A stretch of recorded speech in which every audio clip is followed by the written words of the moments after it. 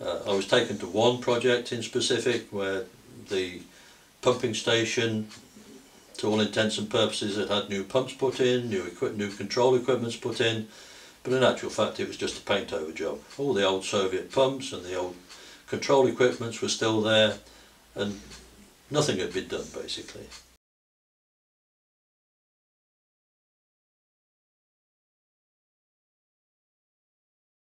The manager of the operator, who was there to implement the project, had actually been made general director of the water company, the state water company, and so he was actually contracted to himself to implement his project.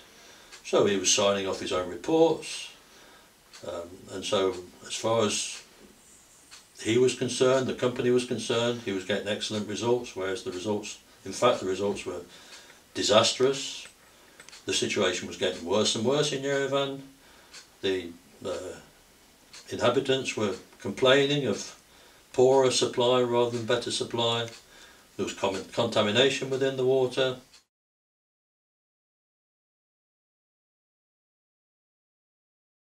We found that there were major inadequacies, manipulations within the water company finances linked to other state companies, whereby tens of millions and hundreds of millions of dollars were being misappropriated through the Yerevan Water Company. We found that whilst the internal accounts of the company, the Yerevan Water Company, were sound, the actual internationally independent audited accounts required by the World Bank had been manipulated.